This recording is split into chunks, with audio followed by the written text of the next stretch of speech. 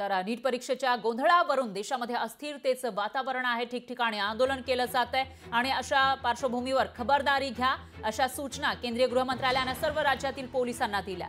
कायदा सुव्यवस्थेचा प्रश्न निर्माण होणार नाही याची खबरदारी घेण्याच्या सूचना या ठिकाणी देण्यात आल्यात। नीटच्या निकालावरून देशभरामध्ये संतापाची लाट पाहायला मिळते। विद्यार्थी ज्यांनी परीक्षा दिलेली होती त्याचबरोबर ज्यांना ही परीक्षा द्यायची आहे असे विद्यार्थी आणि त्यांचे पालक संतप्त झाले।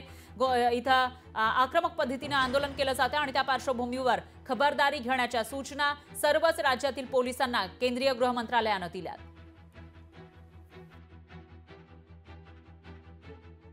पुण्यामध्ये पण आणि नगरमध्ये पालक ढसाढसा रडत होते। अहो मी पण एक पालक आहे, मला माहिती आहे की आपल्या मुलाची म्हणजे आपलं मूल जेव्हा लहान असतं ना तेव्हा IIT IIM सारखी एक किंडरगार्टनची प्रत्येक वयाचं एक वेगळं महत्व असतं। म्हणजे त्या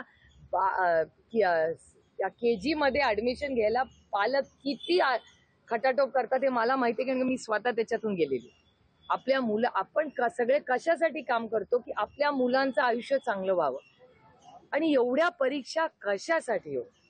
म्हणजे मला विचाराल तर मी आमचं जेव्हा इंडियाचं सरकार येईल माझी पहिली मागणी सरकारला असेल या इतक्या परीक्षा बंद करून टाकावं।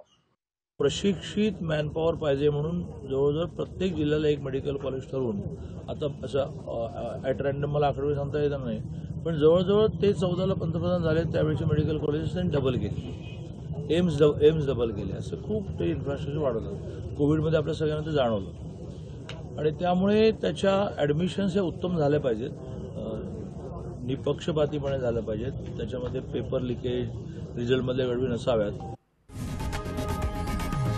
लोकशाही मराठी ऐका, पहा, जागरूक रहा।